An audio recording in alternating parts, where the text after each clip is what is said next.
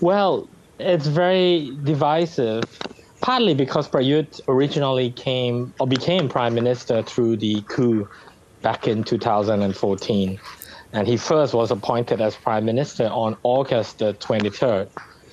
So, for some, he shouldn't have been prime minister to begin with. It was illegitimate or a role prime minister to begin with. But then again, even under the current constitution, which is junta appointed or junta sponsored charter, the 2017 constitution stipulates that Prayut or any prime minister should not stay beyond 2 terms, and that's a 4-year term, so that means 8 years, and that means by later this month, on the 23rd of August, Prayut, from one way of interpreting it, would be considered having completed his second term because he would have been prime minister for a straight 8 years. Yeah. On the other hand, there are people who insist that simply because the Constitution was promulgated in 2017, it should not be interpreted in a retroactive way. And that means if you're going to count, it should perhaps start when the Constitution came into effect, which is 2017, and then you can plus somewhat 8 years onto that. Or the time when Prayut was appointed after the general elections in 2019, and that would be another good 3 or 4 years from now. So it's very divisive, but no matter what we like or no matter what people think, the 4 years term of the government will complete early next year. At the same time, Pravit, are there concerns that the Prime Minister will actually stick to the timetable for elections? Indeed, there are some concerns.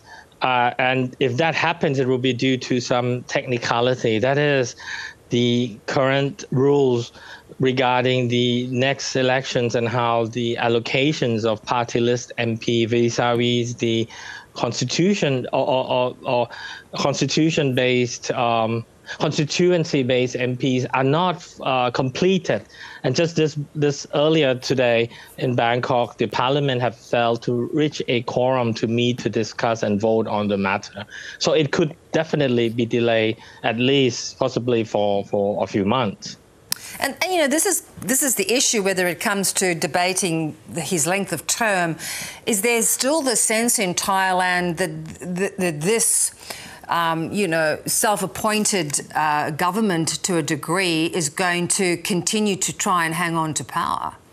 Oh, indeed, without doubt. There are, after all, Prayut was the man who staged the coup and, installed himself as prime minister. There's nothing that critiques and opponents of Prayut could trust him.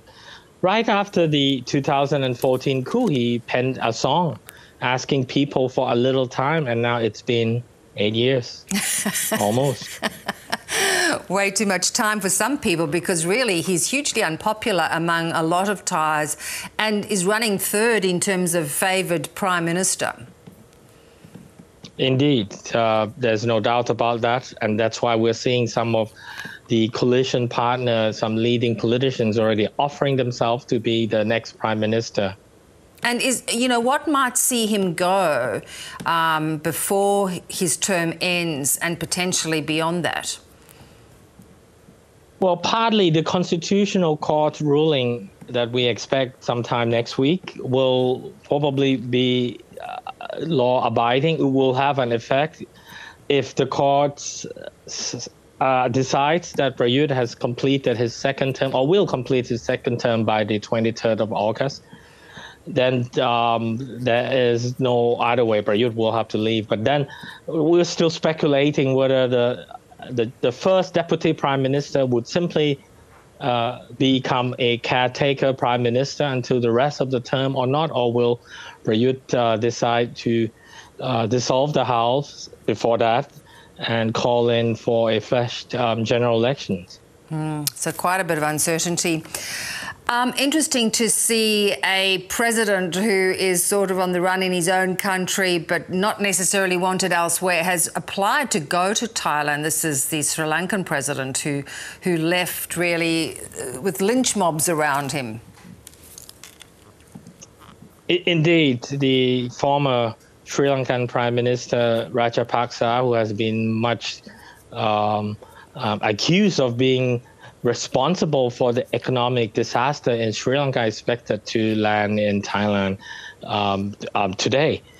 Yesterday, the Thai Foreign Minister, Don Paramatvinai, have told the press after the news leaked out that Thailand will allow him to enter because Rajapaksa has a diplomatic passport, and that he is fleeing conflicts or upheaval somewhere, so we should be, offering him refuge or shelter or temporarily stay. So it's almost like on the other hand, yep.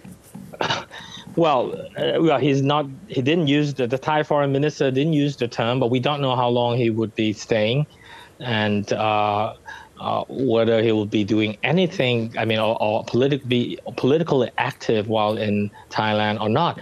But earlier today in Bangkok, a former National Human Rights Commissioner, who is now working for the United Nations Committee on Enforced Disappearance, has warned that allowing Rajapaksa, or the former Sri Lankan leader, into country could drag Thailand into being accused of offering refuge to a man linked to many believed cases of enforced disappearance in Sri Lanka over the years. Yeah. So we're not too happy. But on the other hand, I think that Thais in general are quite indifferent.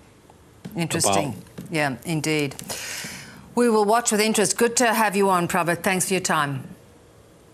Thank you very much, Beth. My pleasure.